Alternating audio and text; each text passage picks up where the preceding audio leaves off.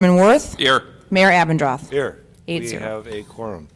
The first item is the approval of the minutes from July 24th, and that is because the August minutes have not yet been written, so. Move approval. Second. Motion and a second to approve. Is there any discussion? All those in favor say aye. Aye. Aye. Any opposed? Minutes are approved. Consent agenda, we have one public hearing. It's for Ryan Companies. The applicant is seeking conditional use grant approval to allow for a fitness center operated by NX Level within the Freighter Mequon Health Center located at 11430 Northport Washington Road. Move to go into public hearing.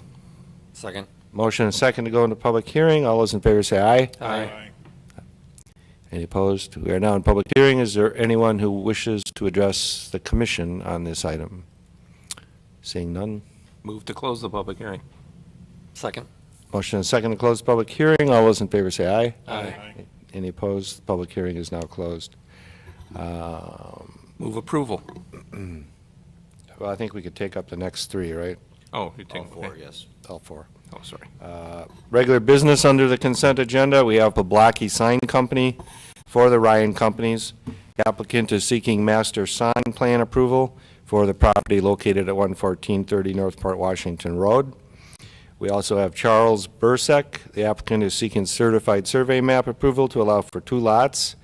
5.03 acres includes farmhouse and buildings, and 11.19 acres of vacant land for the property located at 11623 West Donges Bay Road. And we also have Artesa LLC. The applicant is seeking landscape approval, landscape review approval for the north border for the property located at 11130 North Bun Track. This is the Dermond apartment building, and we ask that this come back to us. So is there a motion for the consent agenda? Move to approve. Second. Motion and a second to approve. Is there any discussion of any of the items? Commissioner Schaefer. Yeah, can I just ask about item 2, so the Ryan Companies? I was trying to tell from our packet, and I did not drive by, so that's my miss. It said the entrance is on the rear. Can you show quickly sort of where that field house falls in relation to the overall facility? Is there a good way we can, I think it was on the best visual that I think we have. Yeah. I think here's the site plan, Yeah. and that shows the darker blue area back here. This is the location where the facility will be located. I don't know, many of you probably can recall from our meeting when this was originally approved, they didn't really understand exactly what the relationship was going to be with this. It was, at the time, they thought they were going to be doing this in-house. Now it sounds like they're having a third party. So nothing's changed from the original approval, but the NX Level now will actually want to have other individuals or groups use the facility that are not associated with the Freighter Medical Clinic. So because of that, we require them to get a conditional use grant as a fitness center. But it'll be located in this general area as it was shown originally on the plan that was approved as part of the PUD. So it's not built, or it is built? It is built. Everything that's It's there. attached. It's not a separate structure. It's within. Yeah, Okay. nothing has changed in terms of the aesthetic or the design of the exterior of the building. And entrance is it more in the north elevation? It is actually on the east elevation. It wraps around to the back, so the entranceway is in the rear, right where I'm pointing here. And I believe there's also going to be a connection if you come in through the front to get to that facility as well. Through the front, there'll be a shared access point, but they will also have an access point in the rear. Parking, that's right there. And then we had a lot of discussion with some of the neighbors, and that's more in that kind of angled. Yeah, that's down in this area back here. Okay. All right. Just wanted to make sure. Thank you. Any other comments? All those in favor say aye. Aye. Any opposed? The consent agenda is approved. Moving on to regular business, innovative signs for 11201 LLC. The applicant is seeking a sign waiver approval to allow for a building wall sign to be larger than the required 30 square feet allowed by the sign code for the property located at 11201 Northport Washington Road. This is Ziegler Wealth Management. So the applicant is proposing to replace their two existing wall signs on the multi-tenant building at Mequon and Port Washington Road. They currently have two wall signs, which is allowed by the code because they have two building faces that face the public road. They were previously approved for a waiver to the height requirement, which allows for their current placement of their signs. They're before you tonight to request for a waiver to allow for a larger sign than what is allowed by code. Since they're a multi-tenant building, they are allowed up to 30 square feet for each sign. They're requesting signs that are approximately 61 square feet, and the purpose is to ensure that their current customers and prospective clients can view their signs, and that so that the sign is visible from the road. There are existing signs for Ziegler and PNC, which are not shown right now, but the PNC is shown. They currently meet the sign code requirements, so they currently meet the 30 square feet. A little difficult to see on the screen, but the sign code does state that a waiver shall be granted based on hardship, such as topographic aberrations or visual encumbrances, and staff does not feel that these hardships apply in this case, and we are recommending denial of the sign waiver.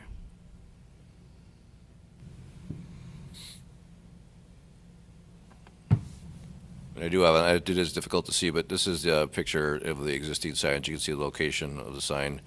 And then we have the proposed signage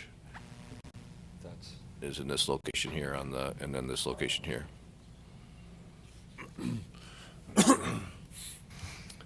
Commissioners, Commissioner Chong. If I understand it right now they have the term wealth management underneath the Ziegler. That's correct. They have three other words. Oh, well, okay, maybe that illustrates. I can't read it anyways, and I can't read what's being proposed either. So I'm not sure what they're gaining by it.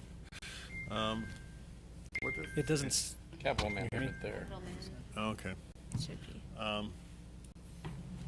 But I was looking at the proportions of the proposed new sign to that band above the windows, and it seems a bit big proportionately.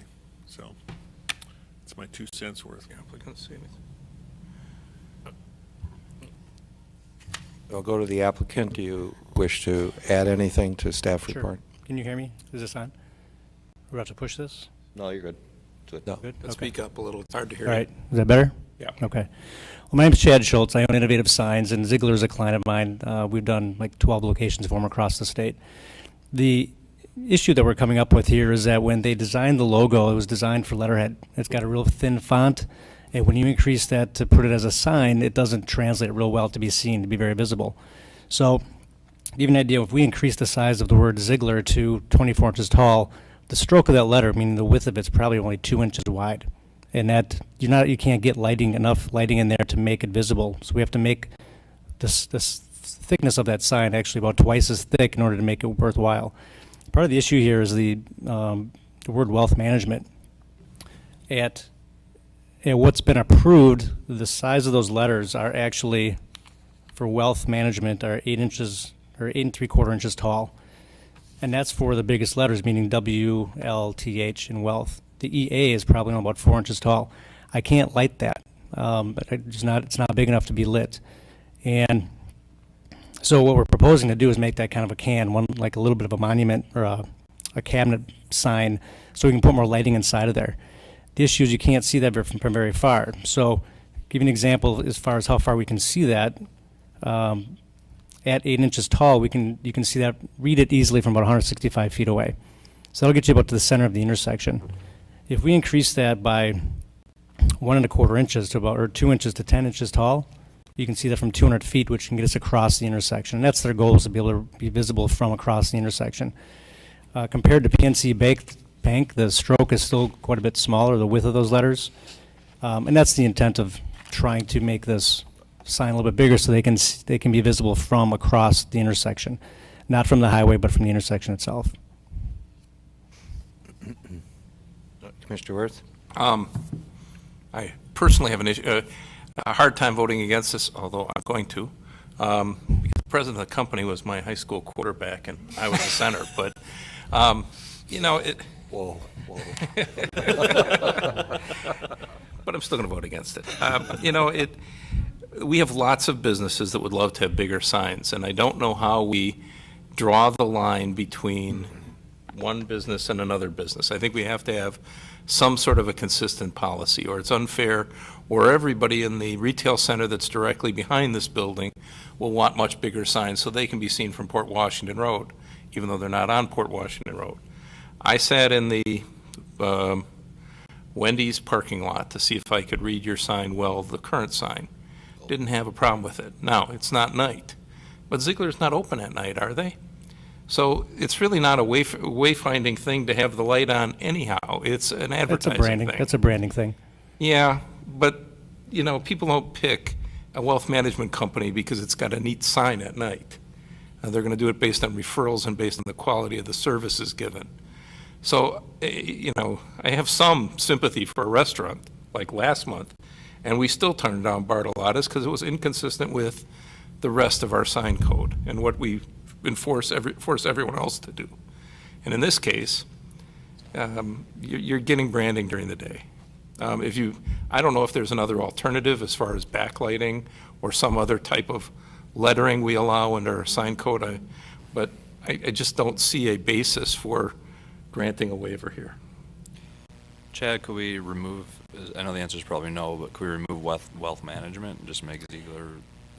No, because right now it doesn't say wealth management, so that's part of the rebranding, so Doesn't say it. that's really not an option on their part. Okay. I think everyone knows they're there. The building is just, it's a monstrosity on the corner, and everyone knows they're there, and, you know, you're a great sign company, and what you're proposing looks good, but it is a slippery slope to Alderman Worth's point, so I probably would be in support of staff's Okay. commentary as well. Make a motion? All we're voting on is the waiver request, right? Deny. Correct. Yeah, so I'd move to deny. Second. Motion and second to deny. Any further discussion? All those in favor say aye. Aye. Aye. Any opposed? Waiver request is Thank denied. you. So sorry. Good night.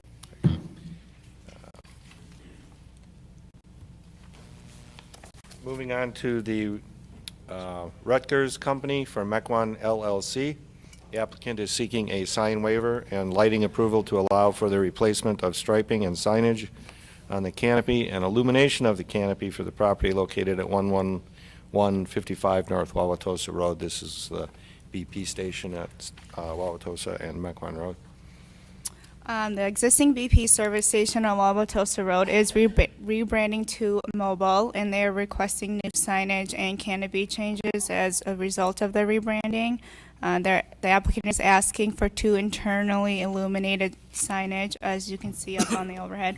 The commission has approved non-illuminated canopy signs for other service stations. Staff does recommend approval of the signs, provided that they are not illuminated. The applicant is also requesting a waiver to the lighting code. Canopy facing, as part of the changes, the canopies will receive new blue striping on the faces, and there is going to be, it's hard to see here, but thin cap along the top of the canopy. It kind of extends from the top, and it'll feature LED downlighting to light up the blue striping on the facade.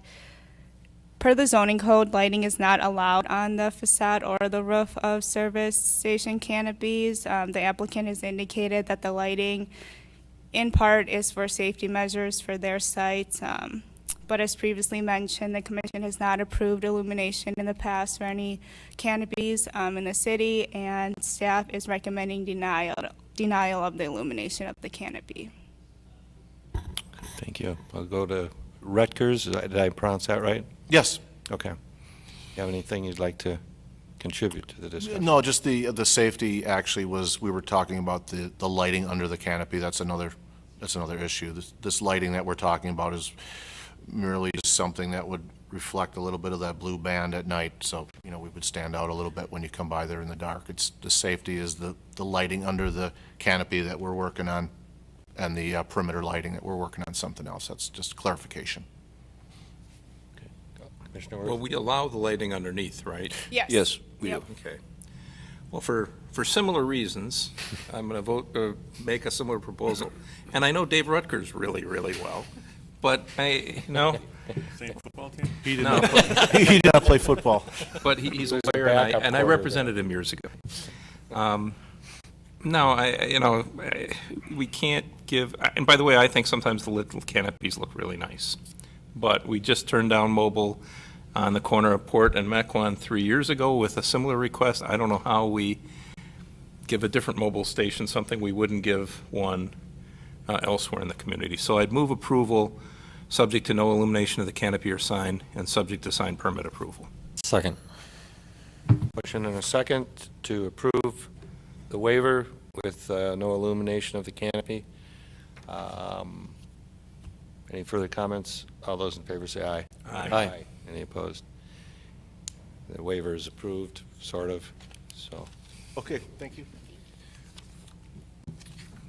Moving on, City of Mequon. The City of Mequon is seeking rezoning recommendation from B6, which is rural industrial, and OA, which is agricultural overlay, to R3, single-family, 1 acre, and a land use plan map amendment from rural industrial to residential 1 to 1.5 acres for the 4 properties located at 9757, 9749, 9731, and 9715 North Granville Road.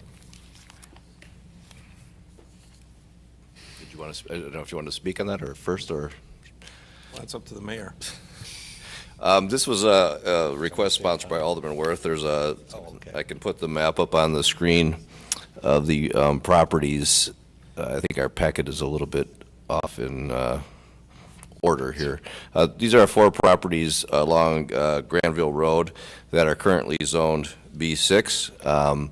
They are single-family homes. The couple of the applicants I've spoken to over the last few months with regard to trying to get financing on a refinance or on a potential sale of a property, the banks are a little bit more difficult to deal with when you have non-conforming properties. So we looked at some options, and we felt that it would make sense to rezone these properties to a residential zoning, an R3 1-acre zoning. I think the intent behind it was eventually the properties would all turn over to industrial to match kind of what's in the surrounding area. But the way the properties are situated, it'd be probably economically infeasible if somebody would come in and purchase the 4 properties and then tear them down and do something small-scale industrial. There's a lot of vacant land out in the B5 and B6 right now that people are not even looking at for development. I don't think they would come in and spend the extra money to take down those buildings to do a development there. So we don't feel that going to R3 will be problematic or a spot zoning issue since there's a number of them in a row. So we're recommending approval to change the zoning to R3. There is a smaller property, as you can see on there, the furthest one to the north. It's 0.55 acres, so it'll still be non-conforming to lot size, but the way our code reads, it's not an issue for a rebuild. If there is a fire and it gets damaged, it can be rebuilt. In fact, the setbacks would be the same if we did a R5 zoning, which is a half-acre zoning. They would have a 15-foot side yard either way. So, and there are a couple properties that exist to the north. You may see there's 2 of them on there. One of those is Armin's Catering, which currently runs a catering business. It's an existing conditional use grant. And then there is a Lemke property, I believe, to the north of that, which is I'm not sure which Lemke. There's a lot of Lemkes out there. Yes. That one is it's a rental property, so at this point, we didn't make contact with the owners of this one, so we just left that one as B6. I'm not sure, as a rental property, maybe it'd be more advantageous to have it B6 for eventual sale as a commercial property in the future. So with that, we'll recommend approval of the 4 lots, and I know a number of the residents in that area are here tonight as well, so. Mr. Worth? I'd move approval. Second. Second. Motion and a second to approve. Commissioner Parrish? Is it a couple quick questions? So do all the property owners that are being rezoned, they all know? Yes, there's a letter, Properties I are being believe, from rezoned. all 4 of them in your packet that they know and they're supportive of the change. They've asked for it. I Yeah. received calls. And then the long use plan for the neighborhood will still call for industrial? No, we will change the land use plan as well. That'll become residential. The only issue of going forward, the council will take up the zoning in October, but because of the notice requirements for the land use plan, that won't come until November, so we have to stagger those. But that's just a procedural issue. But we will change the land use plan as well. But that won't change the existing industrial in that neighborhood. No, the rest of the properties will be left alone. Okay.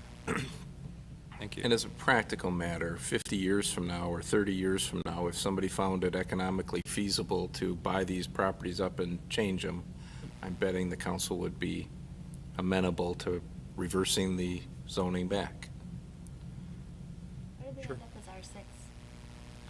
What's that? How did they, I see you have some of the history in here. In 2006, they were changed. They were but changed, they were houses were already there. previous to that, they were B5, which was industrial, and we embarked on a change to that whole, almost that whole section to a rural industrial.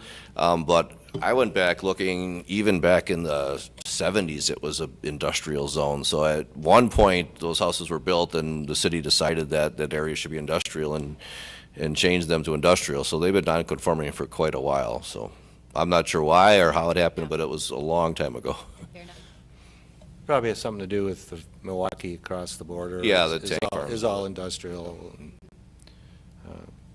So we have a motion and a second. All those in favor say aye. Aye. Aye. Any opposed? Then that matter is approved. Moving right along. David Hoff, the applicant, is seeking a text amendment related to the minimum lot size required for a planned unit development per section 58331 of the City of Mequon zoning code. As many of you may recall, back in June, we had a discussion about, with the consultation with David Hoff with regarding some side-by-sides along Cedarburg Road along the river.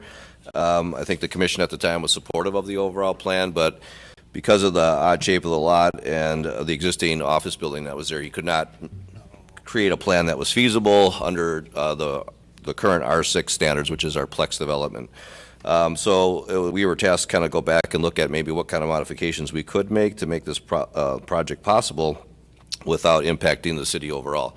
So I think the cleanest and easiest solution, which would not have an overall impact on the rest of the community, would be just to change the PUD minimum threshold. I have the list in the report and the plan. Right now, residential PUDs are 10 acres, commercial are 2, and industrial is 10. So our suggestion would be to change all of those to 2 acres to be consistent across the board. There is an exception on the bottom of the note which says that the town center is allowed to go down to 1 acre.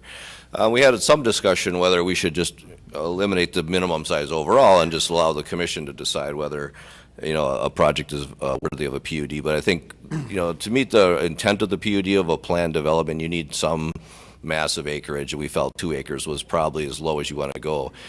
We didn't want to use the PUD as a vehicle for someone to come in and try to skirt around the requirements and just basically say we want to do a PUD and because we can't meet your technical standards. So with that, we're supporting changing the PUD requirement to 2 acres across the board except for the town center. Thank you.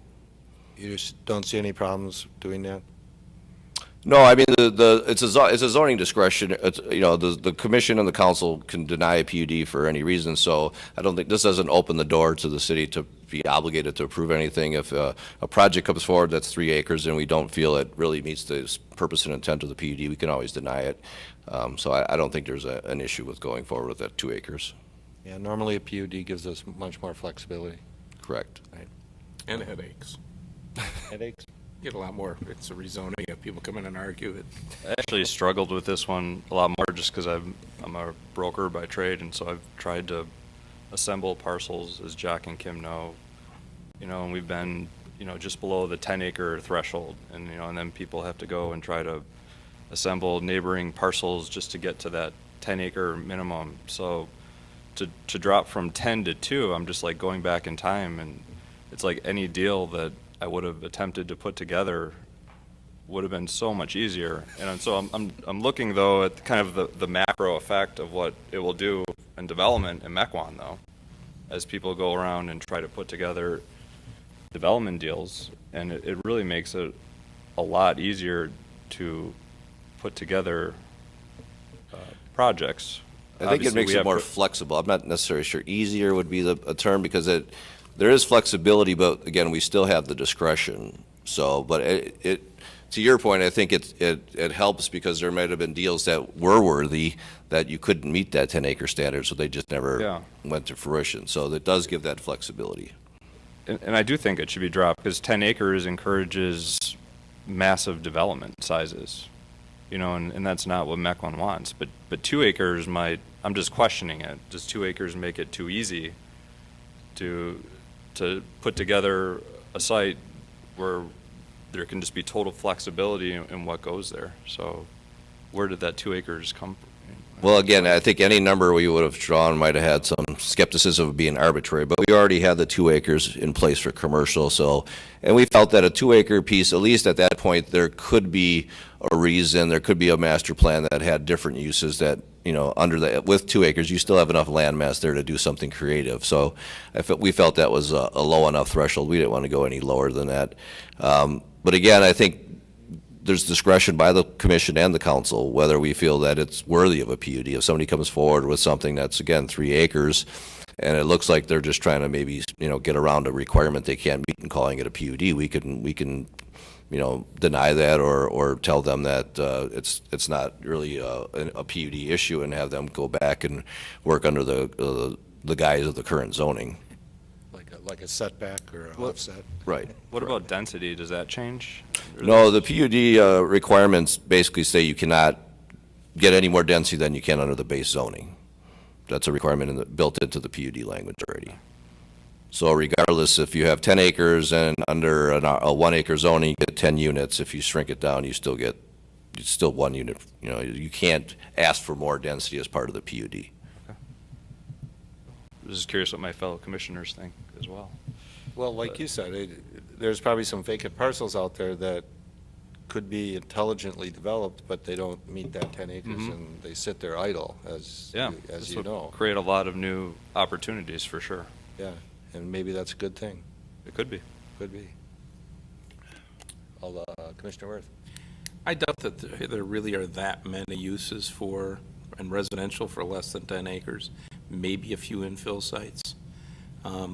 I think it's better, I mean, in a perfect world, your PUDs would be much larger than that. I mean, that's only a 10-acre neighborhood, or, I mean, a 10-home subdivision, or at best a 12 or 13-home subdivision. You know, I wish when we were building subdivisions, we created neighborhoods as opposed to cul-de-sacs. But it is useful, and when the right project comes along, like this one, where you need that flexibility, and in all other respects, the project's a good project, why wouldn't you have at least the tool? But I do think, as a general rule, you shouldn't, you know, we should be pretty skeptical of even 8 or 9 acre residential or 12-acre residential PUDs. That's good for this one. We have a motion? I'd move approval. Motion and a second to approve. Is there any further discussion? Seeing none, all those in favor say aye. Aye. Aye. Any opposed? Motion passes. You got here just in time, Mr. Hoff. Go home. Now you can go. And our final item, City of Mequon is seeking a text amendment related to residential uses in the town center and arrival corridor zoning districts related to single-family and multifamily dwellings. Thank you, Mayor. Good evening, Planning Commission. This project policy analysis is really twofold. One, it's trying to address a recent request as part of the Foxtown Master Plan and a particular land use interest that they have as part of their 17-acre project, which shows right now on their concept plan detached single-family homes as part of the overall development. And that in that particular case, it's 23 detached structures. But in addition to that, as we've seen development, perspective development in the town center and some recent construction related to multiple family, there's been question both in the community as well as a policy level about the extent of multiple family in the town center neighborhood, as well as the absorption rate of that, and questions and concerns about making sure we maintain long-term value related to that particular development use. So we took a look at both land uses as it relates to the town center and the arrival corridor zoning districts. And as I was sitting listening, you go through your other agenda items, I don't know that other than perhaps the mayor and Alderman Worth, that any of the other planning commissioners were here at the time the zoning district was created, and that was in 2007.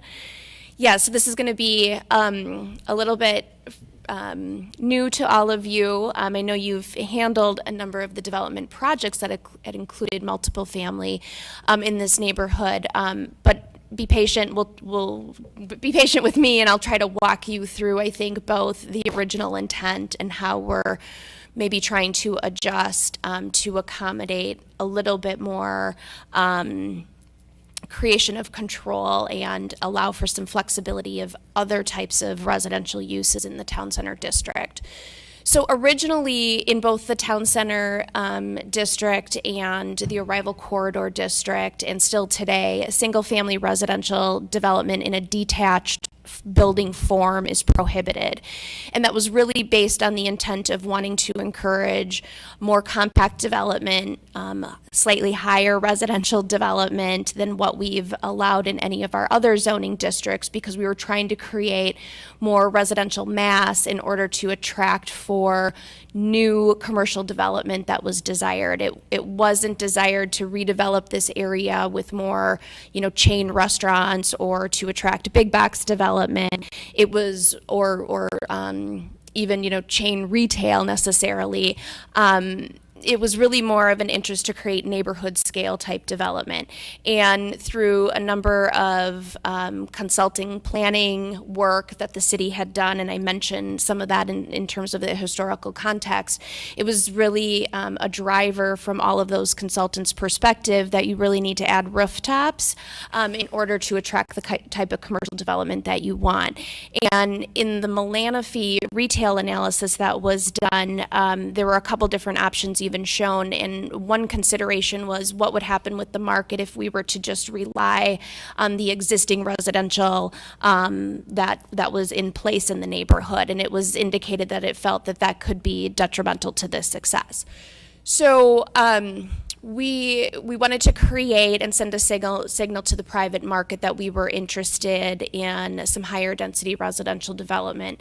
And at the time that we showed perhaps what the impact of the new zoning districts would be, the best guess we could come up with at the time, given that it was mixed use, was really that all of the properties might go a 50-50 split, that 50% of the site would be designated to commercial uses, 50% of the site would be designated to residential uses. We know on any given property that that's not going to be the case. Certainly through development projects that we've approved, we've had some sites go all commercial, we've had some sites go all residential. We allow for single-family dwellings that are part of that are attached. So for example, Spur 16 along Bunch Rock, if you remember, has 10 attached townhomes as part of it. There's no prohibition on owner occupancy either. So that's not necessarily one of the items that we're looking particularly at as part of this text amendment. So the town center residential uses, and if I can direct your attention maybe to the slide, one of the suggestions we're making is that you, through this text amendment, the city would limit the total number of multiple family dwelling units in the arrival corridor area to a maximum of 16 units.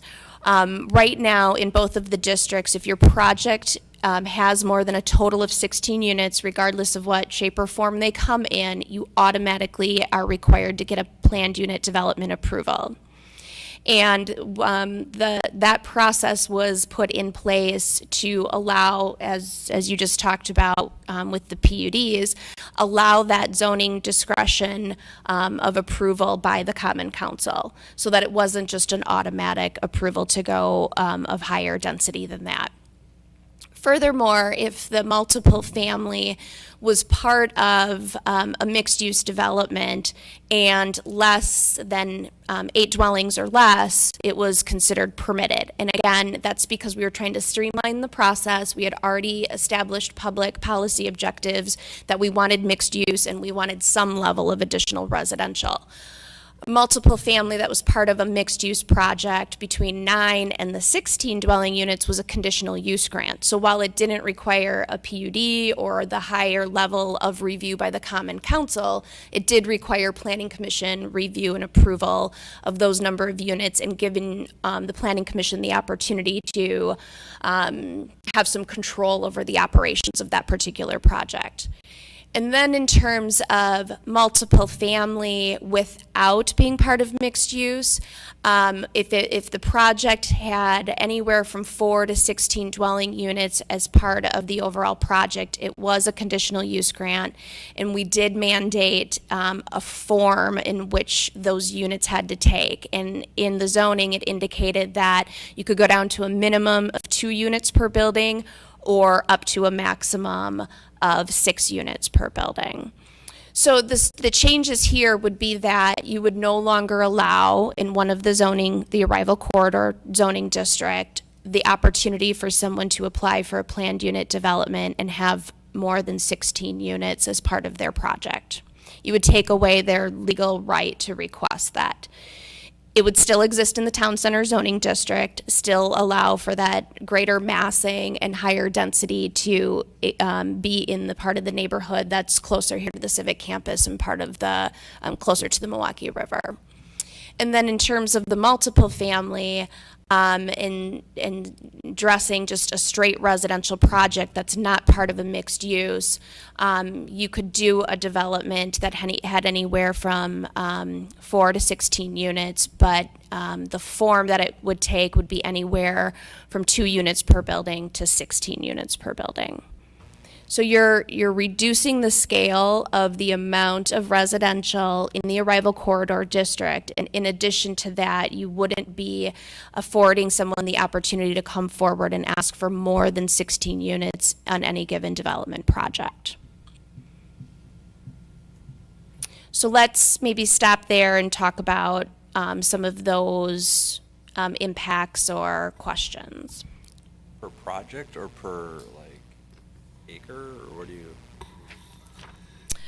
Per project, and this is where some of the other technical standards of the zoning district that you'd have to be mindful of. In the arrival corridor district, the minimum lot size is 1 acre.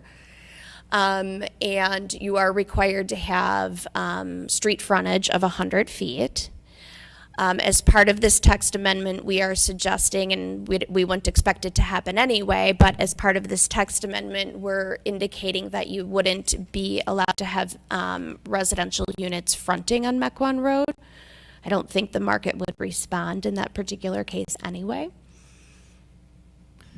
What if you had a larger parcel and you're limiting them now to 16 units? So doesn't that create a situation where someone would simply not develop it because they simply can't get enough? Or they divide it. Well, then they'd have to divide it to make it smaller, to put 16 on this and 16 on this and 16 on that. Yes, you'd be limiting that as a straight residential project, correct? Doesn't it make more sense to look at the acreage that's available for residential, even on a mixed-use project, and have some sort of maximum units per acre or some other threshold like that, rather than talk about 16 units? I mean, if you had 3 acres of residential on the back of a 5-acre parcel, and I'm all in favor of reducing the density, scope, and size of the residential that we're doing in the arrival corridor. But, I would think I'd love to see another heron pond down on the corners we discussed, on the corner of Wauwatosa and Mequon Road. But if you assembled those 4 lots there into one big project, why would you only have 16 units? It doesn't make a ton of sense to me. It really ought to be how many units per acre you're going to allow of the residential component of the development. I think we talked a little bit about that particular site. And I know you've got the corner, but that might be your commercial. You still have those other, along Wauwatosa Road, nobody's going to put, well, they might or might not put residential. You're still allowed to ask for a planned unit development as long as it has mixed-use component to it. Under this text amendment, you wouldn't be able to have an all-residential PUD and exceed the 16 units per acre. But you could exceed it if it was mixed use. Yeah, which I think is in line with what the public policy goals are, and I think when you look at the remaining parcels that are part of the Arrival Corridor zoning district, though some of those parcels, except for maybe the corner, are larger. Well, there's probably 2 parcels left that are larger parcels that have a lot of depth on Mequon Road. But we So the still- 2 parcels immediately west of where the reserve development is, those would probably Jack, why don't you bring up be that the sites. site plan?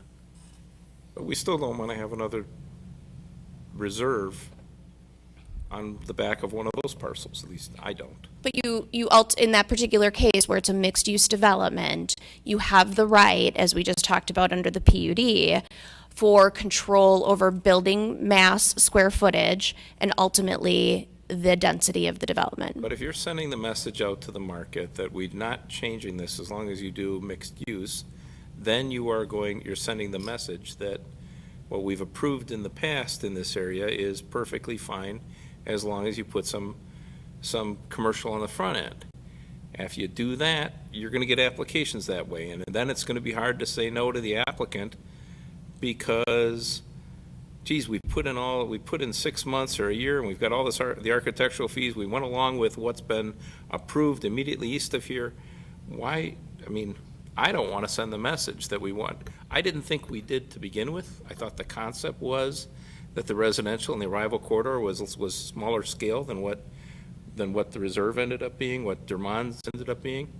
And I think going forward, I want to see it smaller scale. I want to see projects that are more likely to be condominium than apartment, and big buildings are less likely to be condominium in an area like that. They work great in Lake Michigan, the Third Ward, truly urban areas for condos, but I don't know that you're going to see condos come up in a 60-unit apartment building or a condominium building. But I think your technical standards already send that message and already give you that control.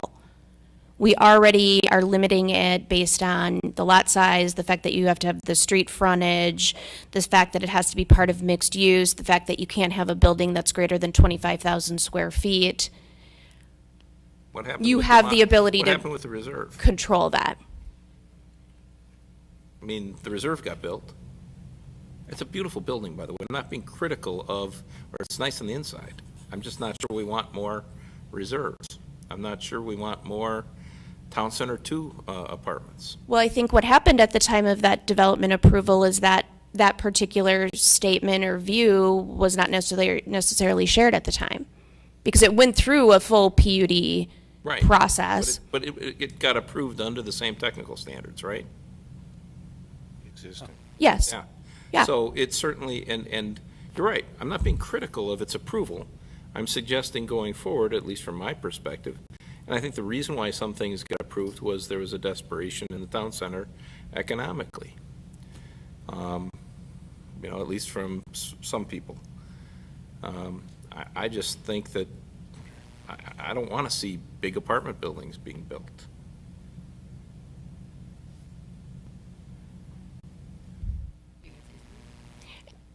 Commissioner Schaefer? I think I've been kind of, I think I've been one of the naysayers about the apartments all along, and that's been flying in the face of all the real estate folks that have come forward and shown us, their reports about how this is all going to be the wave of the future and about that the need's going to be there. I don't know, though, necessarily that because we approved something before that we have to approve it again. I get it, like where maybe a developer would come through and say, oh, there's something similar here, that got passed, I'll throw my hat in the ring. But I think what we're saying is we have to draw a line. Perhaps we're at that limit. So we have approved these projects and we thought there was a need there. It doesn't mean the need continues sort of ad nauseum, right? I feel like I'd be comfortable saying, you know what, we did approve the reserve. And I think part of the reason that got approved was there was sort of a plan there with the memory care, with the assisted living. There was sort of an overall plan for how that parcel was going to go, and perhaps a kind of a path for people to move from the reserve perhaps onto the other two facilities as need be. I don't feel uncomfortable because we've approved those things if someone else were to come forward and say, you know what, we've done that and we have what we need for our area and we don't need to approve any more of a similar property.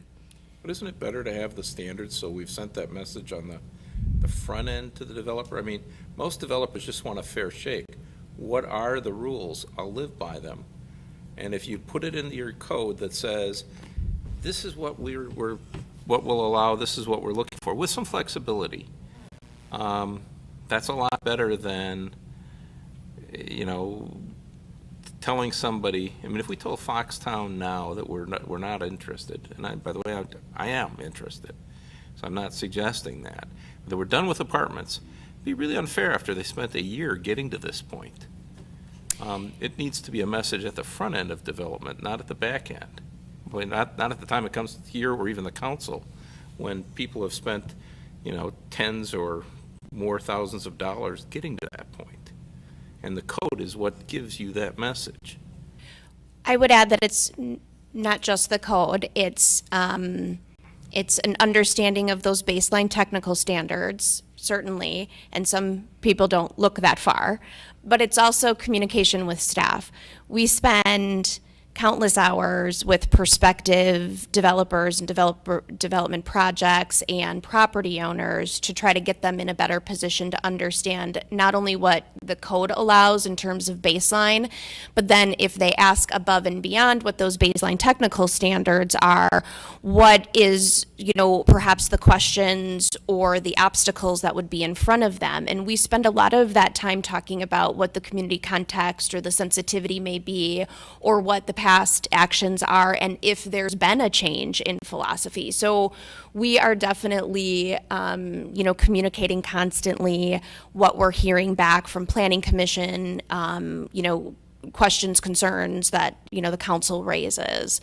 I think this was in the report, at one point in time, we were inundated with multiple family residential projects throughout the city, and because of the zoning being in place in town center, and because of the TIF district and the financial motivations for that, there is no other property in the city of Mequon that's zoned for multiple family. As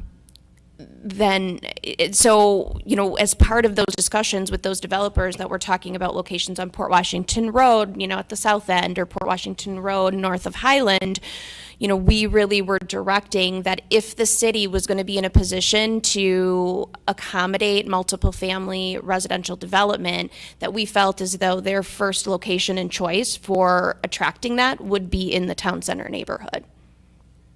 But that's the hardest thing from a developer's standpoint, when you don't have any bright line rules and you simply are going to go in and negotiate with you guys, and the whole process becomes, well, they're telling us that, but maybe we can convince those people on the Planning Commission this, and maybe we can convince the people on the council this, as opposed to telling Rutgers Oil, no, we don't do that, or telling Ziegler, no, we don't do that, or we do that.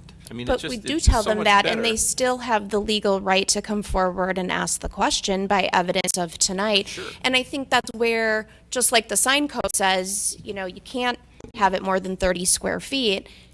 The town center zoning district says you can't have more than 16 units, and you can't have more than 25,000 square feet. If you're gonna take the legal opportunity to ask for more, or there is no legal opportunity to ask for more, we're cautioning you on the resources and, level of effort that you're going to spend on in this process. But I don't know that above and beyond the technical standards that are in the base zoning district of the town center, which go far above and beyond our other commercial zoning districts, that we wouldn't find ourselves in a position where we were writing standards that we may not contemplate all of the different scenarios that someone might come forward with and might be good solutions that we might want to approve. And so I don't want to not create the opportunity. Mr. Parrish. Yes, sir. Good overview, good discussion so far. Just thinking, so, as I've said before, land is scarce, so you have these big parcels, and so everyone's looking at them, and so I could easily see how you're going to be approached pretty soon about these parcels, and, it's going to be some sort of multifamily, whether it's senior housing or apartments or whatever, and so you do need, to Alderman Worth's point, some sort of direction up front, what are the standards, and to your original point, the goal is to get that critical mass in the town center for retail. And I'm just starting to think, we're focusing so much on this arrival corridor and town center, and, long term, we have the sewer and water going down Port Washington Road to the north, and that's really where a lot of development pressure will be long term. So I do think there's going to be apartments and all this and that people are going to want to look at in that direction too. So I agree that making the arrival corridor less of a dense apartment area would be a good idea.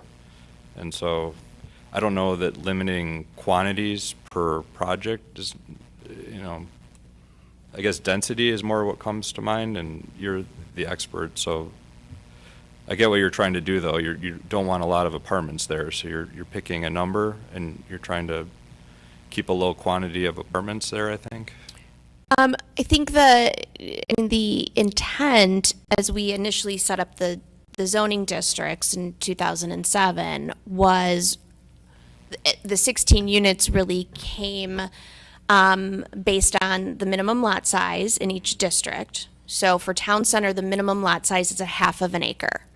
From our perspective, 16 units per half acre was a lot to be talking about with the Planning Commission and the Common Council at the time about density, right? Yeah.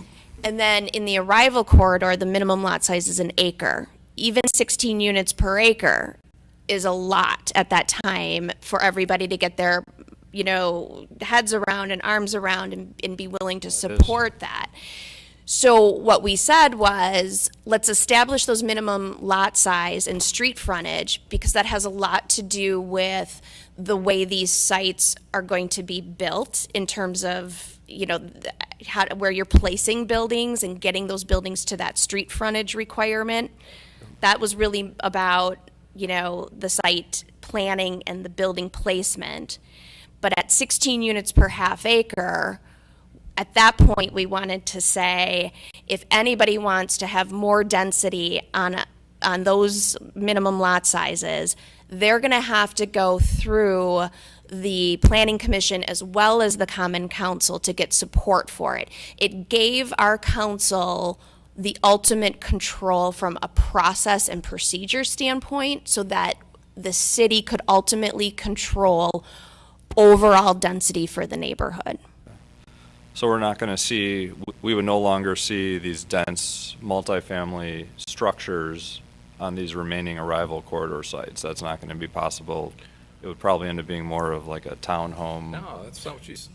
Only if they're residential only. Well, If they're mixed use and have commercial in the front, Well, I get but that. there isn't much. I think you have to look at the map too. I think Marty was asking for the map to be put up, and these areas here are really what's left of the arrival corridor. And I think you're not going to see a lot of mixed use in this area. Well, obviously, the Summers piece that was carved off is probably too shallow. And then You mean residential? this piece here is pretty much all wetland, and I believe there's already some talk about an offer on this one. So you're really down to one large parcel, one decent-sized parcel here, and then a couple around here. That's really all that's left of the arrival corridor in terms of undeveloped land. So there's not going to be a lot of inventory left in, going forward, so. I think what we're saying is that in order, even at the mixed use level, you would have the right through the PUD process to control the size of that structure and the ultimate density. And the signal of what our threshold or our willingness is 25,000 square feet per structure and a total of 16 units per project, regardless of the acreage size. And the zoning district, the way it's set up, prevents someone, unless you do a PUD, from being able to subdivide parcels off in the back as a standalone project because you won't meet the street frontage requirement. So we eliminated that risk when we created the zoning districts at the time. No, but aren't you creating a bigger risk that somebody consolidates those parcels and says, oh, I'm doing a mixed use. I'm going to put my mixed use on the corner of the road or out in the front, and then I'm going to build another reserve in the back or wrapping around it. Well, someone would have the right to ask for that, but if Right. through the conclusions of this, there isn't the interest to create that level of density, we will be sharing with them what we think their ability to get 100 units, approved as part of a PUD. So it's possible, but it's up to us to say no. On the And- back end. And I As mean, I opposed think to sending that's, a front-end message. well, Well, how do you specify what that front-end message is? Well, you determine a density that you'd allow. 8 units an acre, 12 units an acre. The 16 units on a parcel doesn't make a ton of sense, and frankly, the more, at least I think what we've seen in Mequon, when you've got lower density housing, it tends to be lower density plex or multifamily, it tends to end up being condos. When you have higher density, it ends up being apartments. I'm not sure we can dictate which one of those they are, even if we wanted to. I don't think we No. can put in owner occupied. no, not unless you Which can make a things- claim that the neighborhood that it would be detrimental But we can because of push an things one way or existing another blighted based on the neighborhood. standards we have. Well, then, but I think if you're concerned about having someone spend time in the process, despite what staff is communicating to them about the policy intent, then you establish a step in the process in which they're required to have a consultation. Can you put a And we- density on what you've done here? Take what you've done here and calculate what the 16 density per would be? acre. No, that's only if it's 16 units, has to be at least an acre, and that's only if it's residential only. True. Well, the density is 16 units per acre. It says you can up to 16 units on a development. Right, triggers a different process, which is a PUD process, to give the city more control, not over just about density, but it gives you the ability to make some decisions. Is it okay to authorize 20 units per acre because we're getting X, Y, and Z in exchange? And I don't know what X, Y, and Z might be, but it might be great, it might not be great, and you say no. I mean, yes, it puts the city, the planning commission, and the council in a position of having to say no at times. Mayor. Kim, are there any developers right now that are working on this or trying to put a project together that would put them outside this boundary? No. Okay, so it's not like we're cutting somebody off that's already in process or spent time, money, hours, and energy on this? We are not. Okay. And in fact, that's why you see one of the recommendations that you did in the staff report, the parcels that are hatched in the map, the 4 parcels that you see furthest to the west are all of the parcels consumed by the mixed-use PUD that was approved for the reserve. So the reserve is in the southwest corner. The front. Except for the one.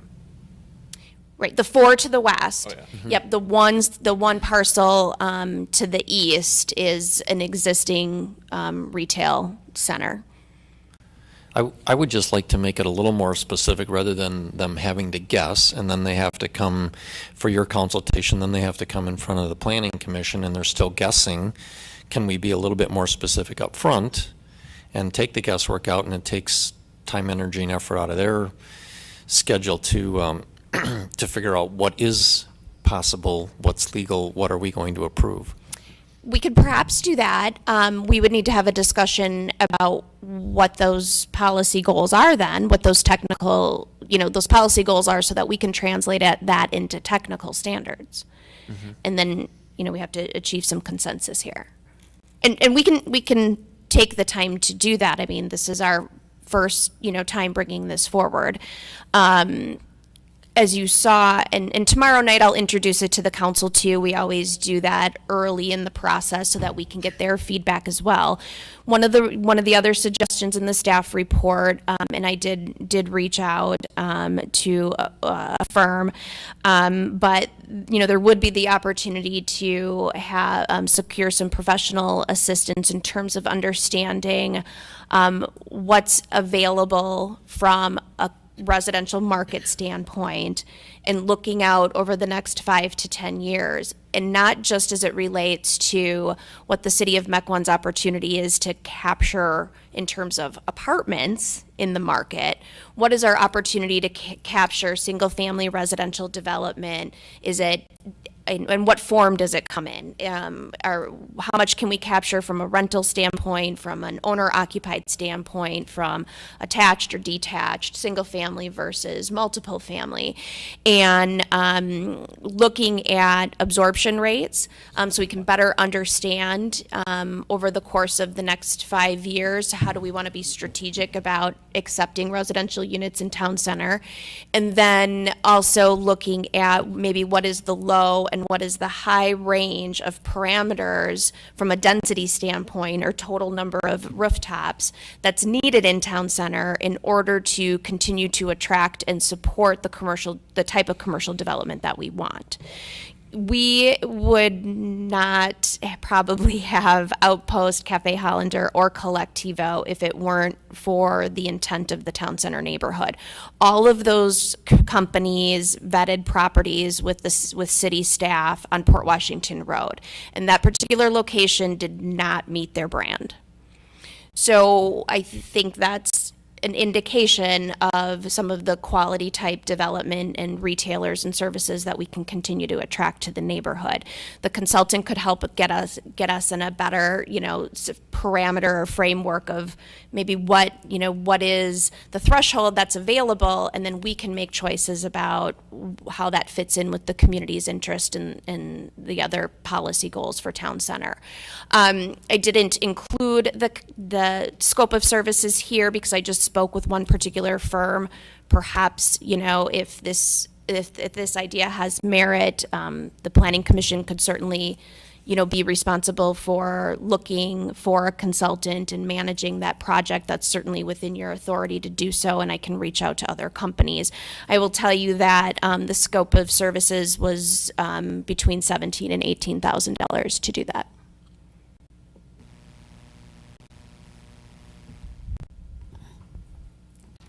Kim, if you're in multiple family, 4 units or more, let's say 100 units, that's more than 4, that's not permitted in the town center. You can't just do multiple family all by itself, correct?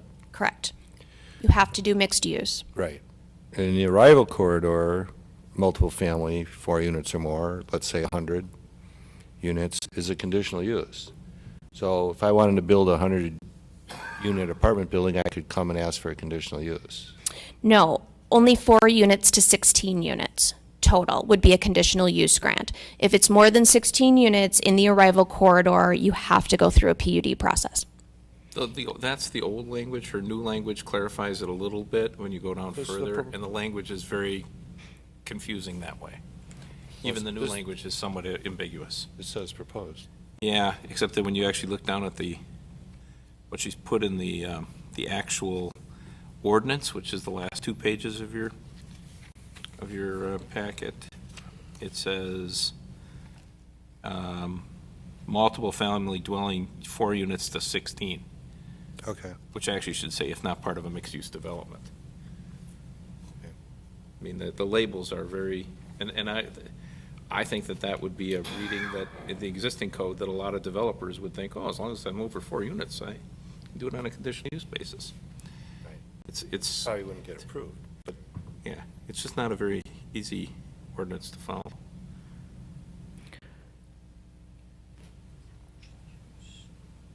So what are you looking for us, Kim? You want us to recommend this? Well, let's ask the first question of, do you want to limit the ability of the level of residential development in the remaining parcels of the arrival corridor? Can we get like a straw vote, maybe? Density, Yes. Yes, everyone, yes? Mayor, yes? Yes. Okay. Knowing that for multiple family projects in the arrival corridor, a developer can come forward with a building form that would allow them to do buildings that only had 2 units in them. You could have 8 units or 8 buildings with 16 units total. So it would be like a Heron Pond or like an Essex Place. Or you could come forward and do a row of townhouses or an apartment complex, but you were limited to 16 dwelling units and a total of 25,000 square feet. Is that acceptable? And that's permitted? It's not a condition? I see one thumbs up. There's a lot Is of there a, questions wait, there. okay, so is there, I mean, Alderman Worth and I have talked about, I think, part of this is form. And that we want maybe a limitation on overall scale, size, and massing of the building. So in the arrival corridor, or in both of the zoning districts, you can go up to 3.5 stories through a conditional use grant. One way of controlling overall massing then in the arrival corridor is to not allow for the opportunity to ask for more than the 2.5. It would be to control how many units per structure you're allowed to have, which is in here in this text amendment. Are those parameters something that the Planning Commission wants to vet through further? Yes. Okay. Okay. I also like, I don't care if it's 1 story or 2 stories or even 2.5 stories, if it's 1 unit where you're stacking units on top of each other, as opposed to townhouses, very different feel. So townhouses, I could live with more than 16 townhouses, but I certainly wouldn't want buildings that were multi-apartment buildings that are, I wouldn't want 16-unit apartment buildings being built there. If you limit the height, and Jack, wouldn't you agree? If you limit the height to 2.5 stories, you're not getting apartments, probably. Because more different. Why not? Why wouldn't you? Because you're not going to do an elevator without the 3rd story. If you have in terms 32 of units. Economies of scale. I mean, you might You're get it. I limiting doubt it though. your tenants, I mean, without the elevator. What's that? You would be limiting your tenants without putting in an elevator. I mean, you don't have access to the upper floor. But I know we're saying you're not going to do a construction with an elevator and not get the 3rd floor out of it in terms of cost and economics And they have to offer an elevator? from a code requirement. An ADA? Yes. It's ADA. Yes, you have to provide 50% access. So if you don't afford for the opportunity to ask for an increased height, I think you are limiting. Yeah, but I mean, when you look at the parcels that are left and the surrounding context of them, I don't know that limiting that in that particular area is overall concerning. Kim, let me ask Why don't I bring, since I'm kind of seeing a, mixed review on that one about height and ultimately what that might eliminate, why don't we bring back some options related to that? Was anybody opposed to limiting height? To what? It sounded- height. No. Not Other than opposed. that, yeah. Okay. Anything above 3, though. We should ask the developers, because you're asking the wrong people. What'd you say? Right. Anything above 3, nothing big. But that 3 is Apartments. the reserve, Yeah, right? 2.5 is good. Yeah. Yeah, we have 3.5 right over here.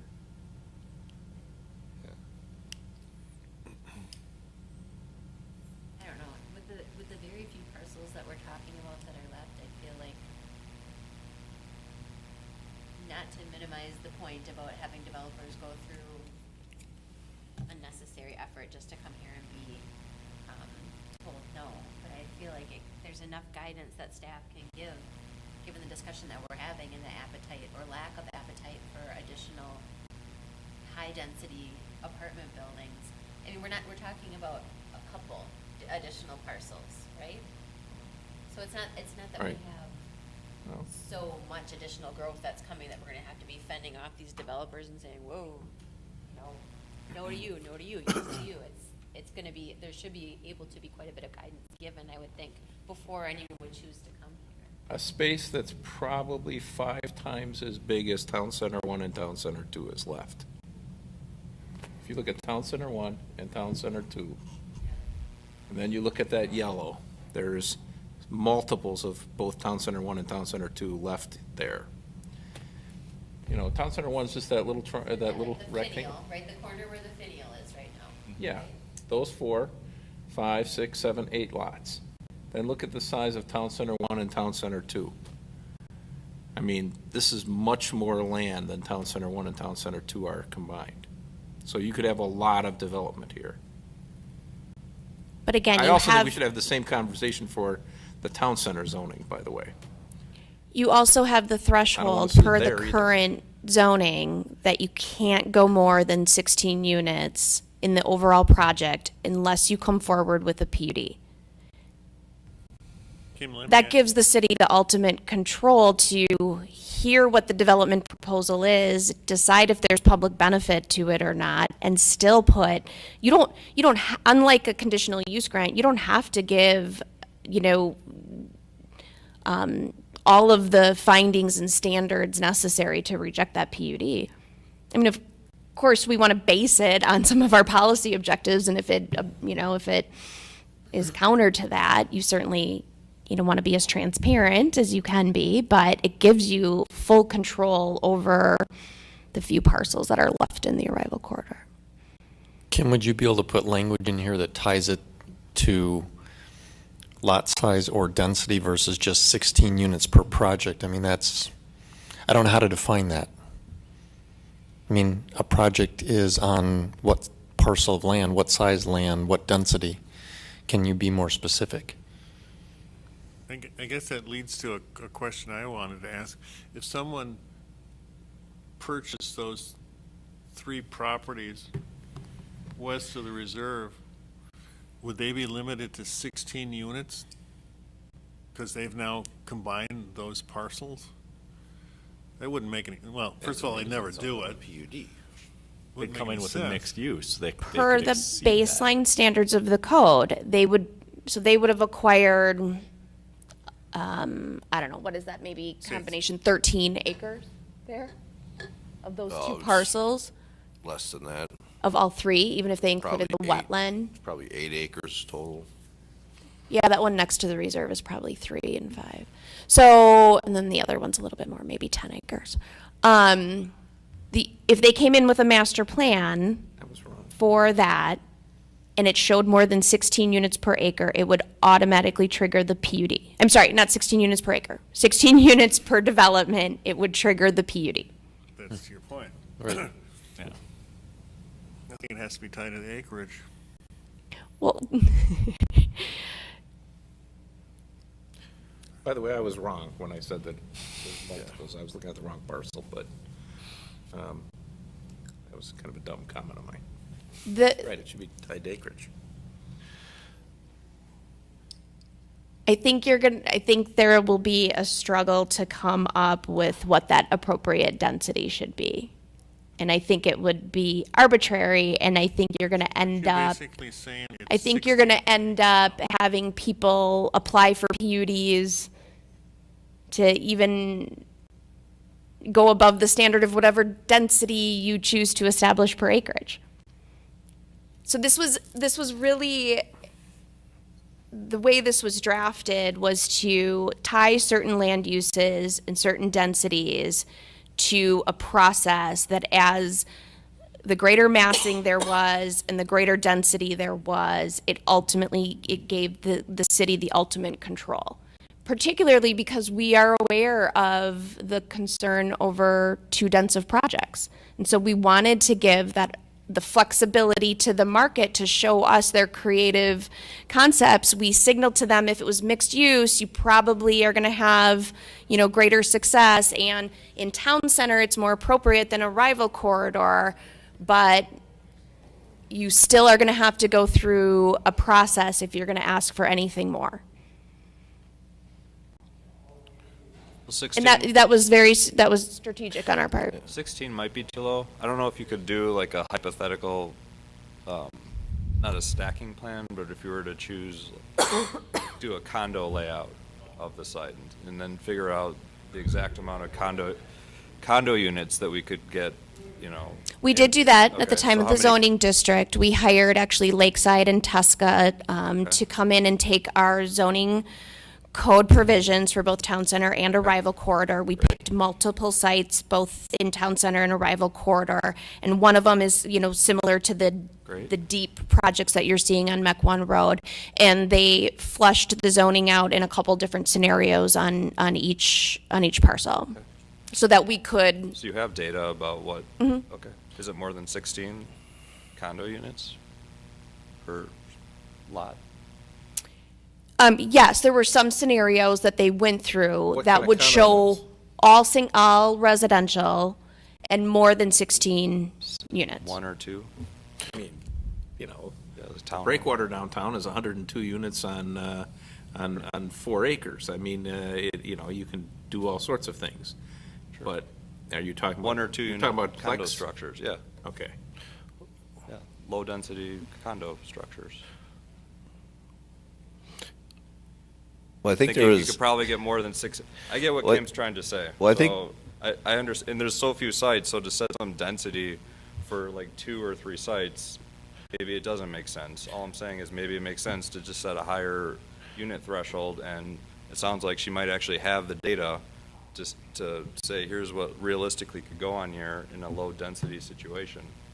I think we could all probably, everybody can critique it and look at the end products of what we came up with, but I think what we intended on doing, I think somewhat worked, because we had MTC1, MTC2, Foxtown, the Reserve, Vermont, they're all PUDs. So we let them know what our density thresholds were, but because they were all over 16 units, they had to come in for the PUD. So we had that ability to work and critique the design of the buildings. Now, again, we can disagree whether everybody feels that they're all appropriate, and, we can have that discussion, but the process worked in a sense where the city still had the ultimate authority, and there were the guidelines set up to let them know what the density thresholds What were should they? be.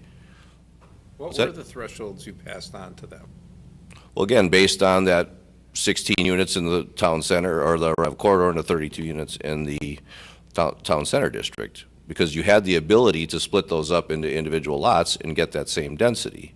So they had that threshold, and we ended up with less. With the town center one, they had the 50 units originally approved for, they only built 28.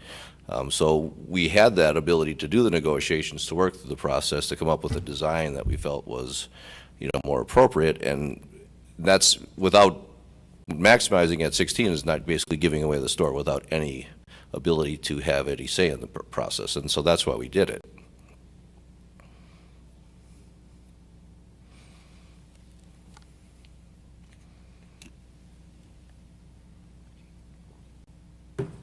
I'll wait till council, but I think we need to have the same discussion for the town center. I think we're creating far more apartments than anybody. First of all, I think when the zoning was passed years ago, the anticipation was this would be mostly condos. Instead, there are no condos.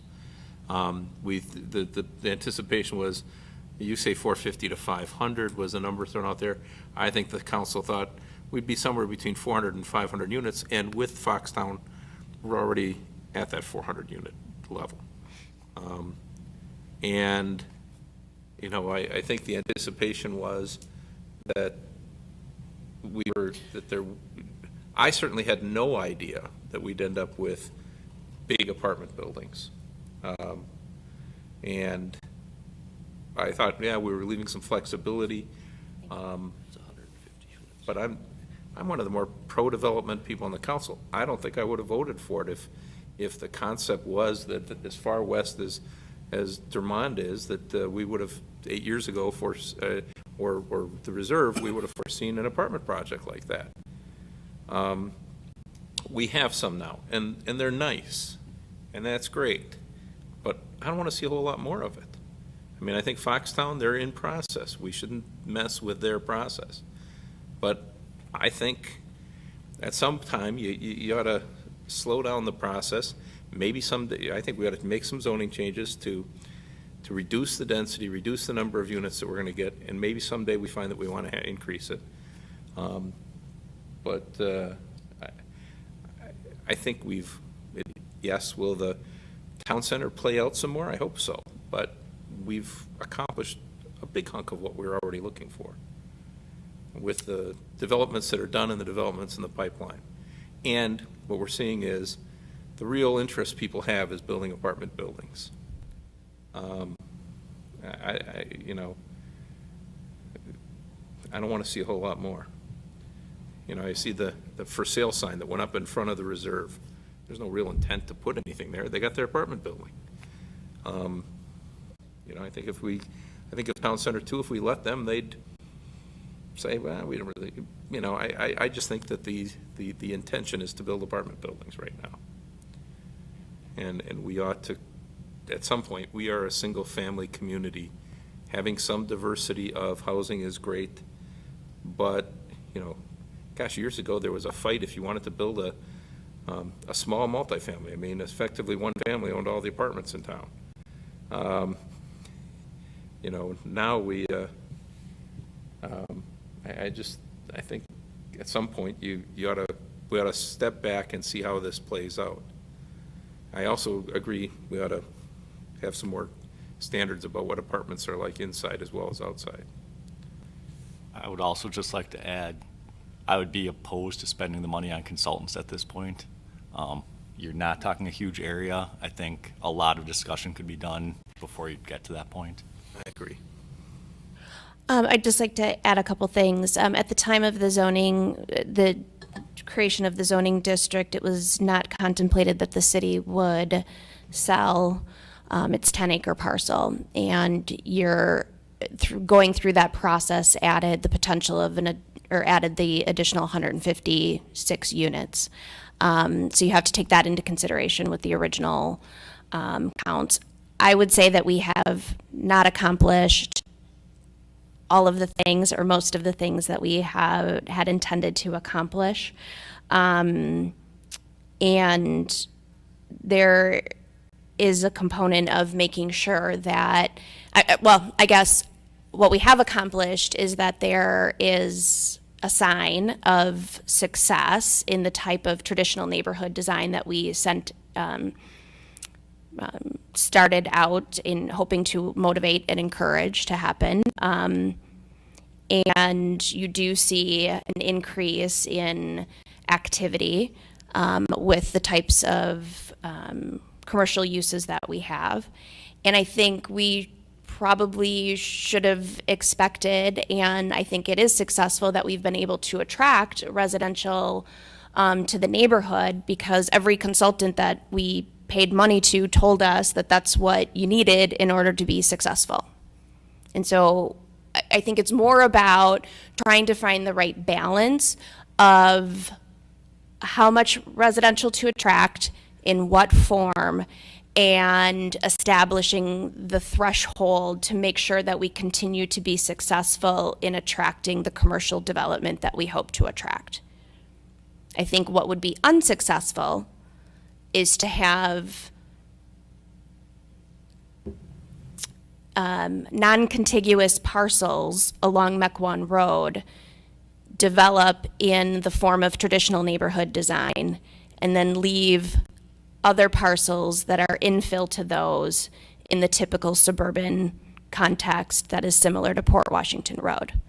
I think that would be a mistake, and that would be unsuccessful. I think everybody agrees with you there. Doesn't Okay, well mean we then- need to double the amount of housing in the area. So And Kim, if it I'm, takes- But I'm we in can't, agreement. I don't agree with anecdotally picking a number or arbitrarily picking a number of what that is. But Kim, I'm in agreement with your discussion, your intent, and your direction. Where I struggle, it says 16 units per development project. Project is not a measurement. It's like saying, I'm going to pay $90 for a tank of gas. How big's the tank? Is it 100 gallons? Is it 50 gallons? Is it 30 gallons? Per development project is not a unit of measure. It's per what? I don't know what a development project is. I don't know how to define that.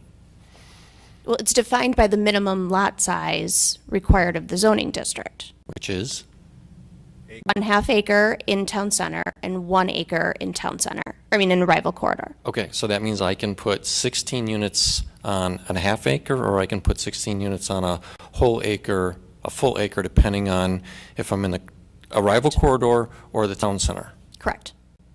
No different than if you live in single-family residential that requires 1 acre minimum, or you live in rural residential that requires 5 acre minimum. Okay, so if I buy a piece of property up there that's 5 acres, can I put 16 units on it, or can I put 16 times 5? 16 units or 16 times 5? In this particular case, you wouldn't be able to because we have a street frontage requirement. So you can't do a land division of 5 acres and create 1 acre parcels, 5 1 acre parcels. You can't do it. So how many can And you that build? was, Okay, so how many can I build? again, strategic. You can build, and you're allowed, as a I mean, it's like- baseline, a total of 16 units. It's like we're trying to tell them, but we don't If want to tell them. you- It's like we're No, trying to make them figure out what the formula is, but we're really not going to tell them what the formula is. No, it's not the formula, it's the process.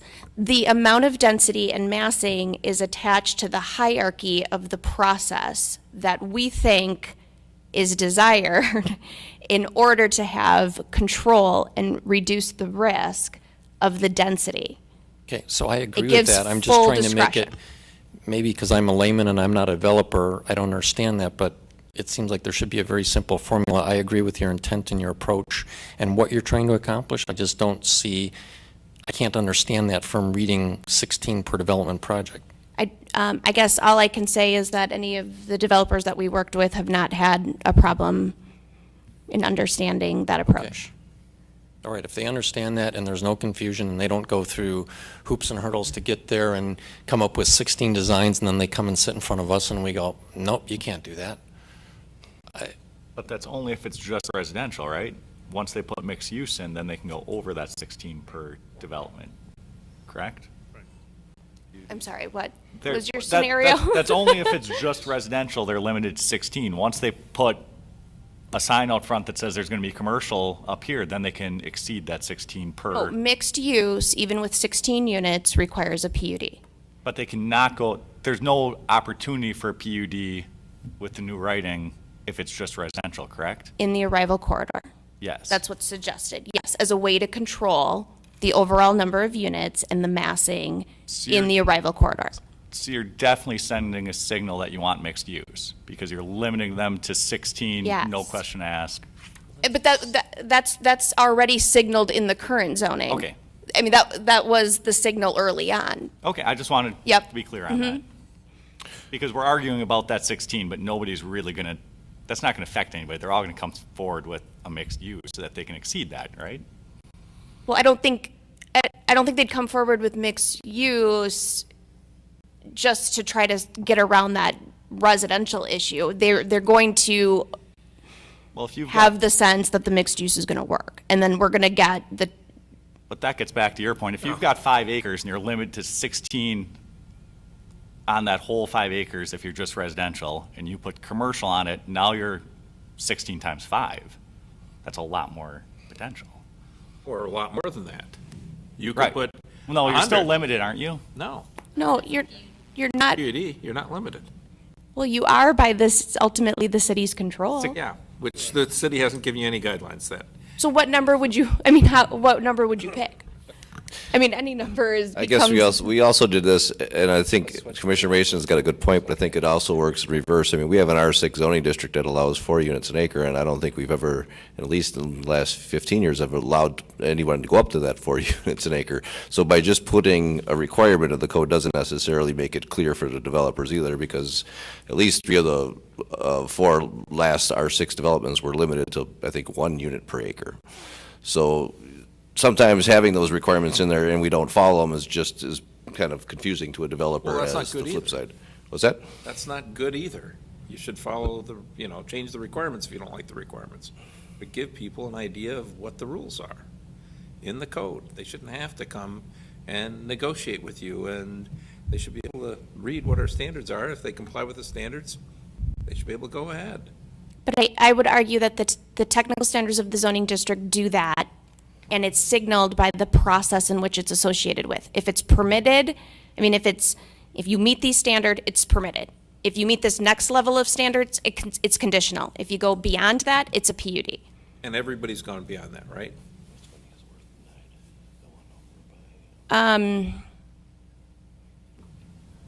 No. Who hasn't? I'd have to check, see, like MTC1, well, they originally came in with 50 units, but they're down to 28.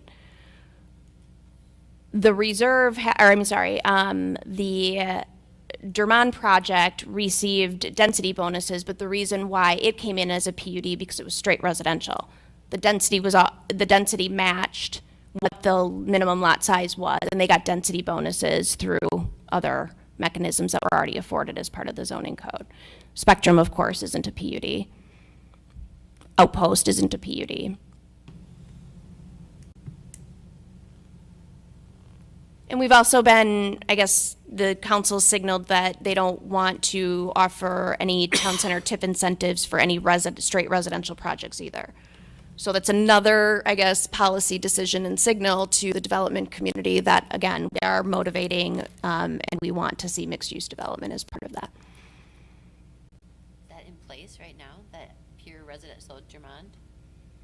There is no incentive dollars left in the town center TIF district, so that ends the conversation right there. But as part of our conversations with developers about whether there'll be interest to continue to offer incentives, we indicate that we don't expect there to be interest if you come forward with a straight residential project. So that's going forward? Yep.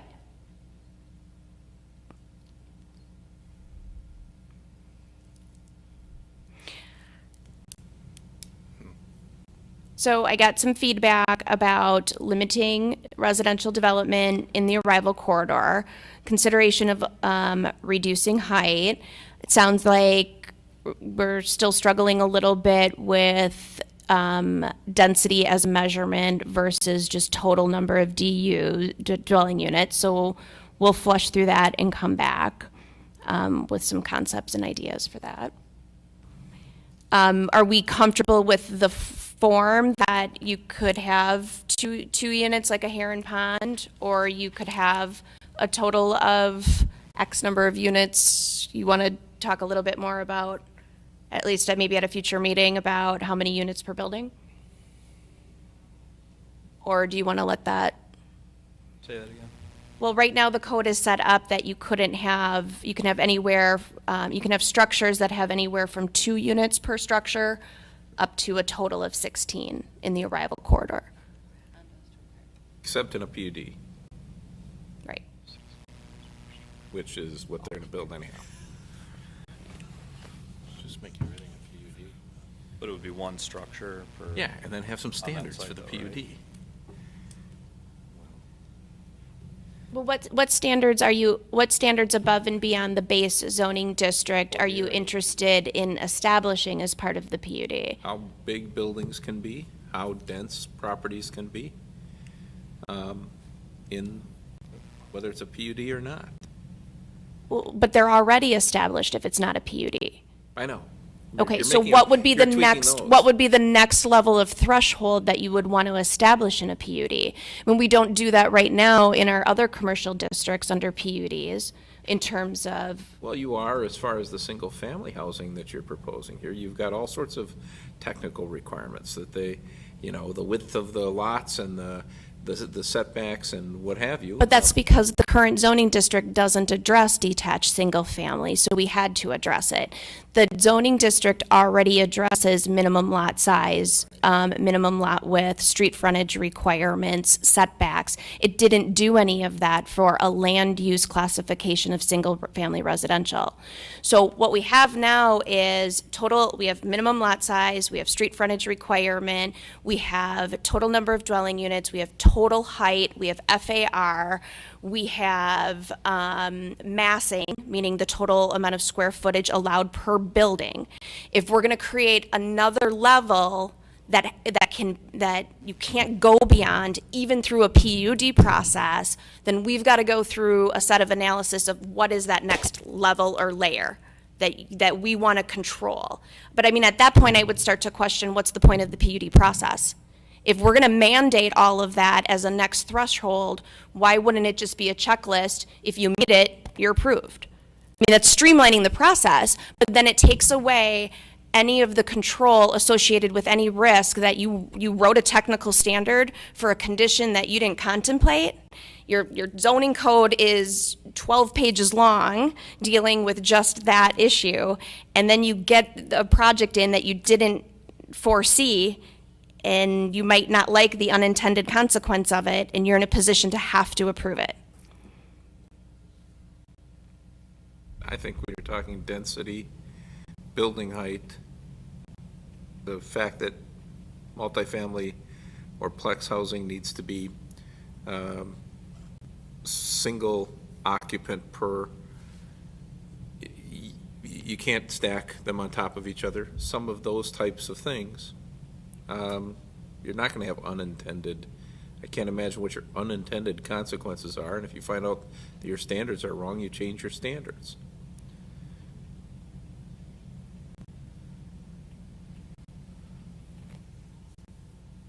I mean, you want to be more specific, I think, frankly, when you're doing something like this than condos generally in Mequon, because we have 20-some years of dealing with, or 30 years of dealing with condos in Mequon, and, in the rest of the city, and nobody's going to come forward.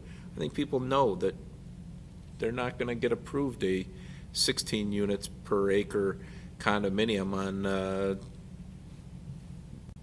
Wauwatosa Road, 2 miles north of this, if there's not a space there. But anyhow, somewhere outside of this area. But I think what you end up here is people making big investments, assuming they can do certain things. And if not put it in the code, you ought to have maybe some general descriptive standards. This is what the planning commission's looking for, or this is what the council's looking for. So there's a fairly clean message, like you have your your design standards that you had for the town center. But something to give the message, here's what we're looking for, here's what we, generally, and maybe something creative can come beyond it, but that we find approvable. I guess I feel like that's already in the code in terms of the existing technical standards. Okay, except that there are things I wouldn't have approved, and I know it might not be everybody, but that's how I'm voting, is on what I would approve. And I wouldn't have approved some of the things we approved. Well, and I guess Or that's where encourage I'm them getting going to the forward. point of the conversation then, is what is the next layer of threshold that we would be willing to accept under that PUD formula in order to give that direction to those developers? Well, I would do duplexes or quadplexes in the rival corridor, and nothing bigger. I would want, individual units that they don't stack on top of each other. Single story? Well, they could be multi-story, but then they'd be townhouses, not,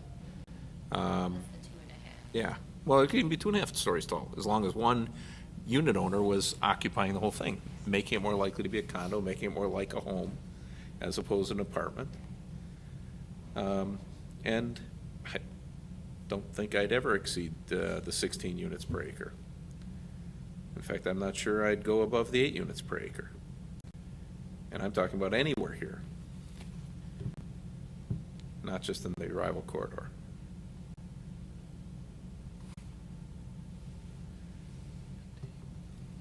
That's me. And you would rather have that as a code requirement than to deal with it as a planned unit development? Yes. Or at least an aspirational requirement. I kind of like the planned unit development, because you can get all sorts of creative things, and maybe you don't like them, you can say no. And maybe you get something that's creative that wouldn't meet the technical standards, but you like it and you approve it. That's personal choice, I guess. I don't think we can anticipate everything that's going to happen. Right. I agree with that. When we first started talking We about may the change town it. center, we were thinking about little shops with people living above them. Well, that almost kind of worked out, but at a scale that we never anticipated. But, you know, that was 17 years ago, so things change. So, and Dermond was supposed to be the condo project that went with the brewery, so that was supposed to be a mixed unit development project that got split apart.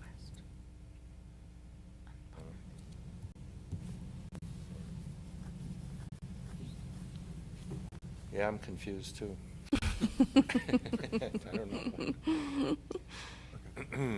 I'd rather look at a project, and if I like it, I like it. If I don't, I don't. I'd have to be forced to approve it. Well, and I think if the issue is we don't want to send a message or have a situation where someone's investing a lot of resources before hearing directly from those that are the decision makers, you can handle that through a process requirement versus a zoning code requirement. Ultimately, I hope what Alderman Worth said, you know, the townhomes, I hope that's what gets proposed. But ultimately, I like what the mayor said, where we have the flexibility and the control, you know, so I like the current level of control that we have. But I hope that the messaging that you're sending is very clear, and I think it is. Ultimately, you heard it loud and clear. Sounds really clear. And I don't think we need to dictate that in a zoning code change. I think they heard it, you know, so. But then I thought they heard that 9 years ago when we passed the Yeah, code. but now we have, 500 apartments there, and, Yeah. you know, the climate's very different, I think we can We all don't have agree. 500. So- I mean, there's enough exaggeration going on. Let's Right. not, Over 400, let's not, assuming Fox let's Town- not Right. contribute to it. So- But I think what you guys are saying then is that you really want to control architecture and form, not as much of the overall, like you feel like you might be willing to give and take on density on any given project, but what you want is a certain type of residential unit, particularly, I mean, I know you may have greater interest than just town center, but right now most of our conversation has been about arrival corridor because that's what our text says. But it sounds to me like you want to set the tone for the type of residential unit that's coming here. I mean, I hear both Alderman Worth and Commissioner Parrish say that, and Commissioner Lemke's shaking his head too. So why don't you let us come back with some additional design standards about units and the type and style of units and see what you think of that.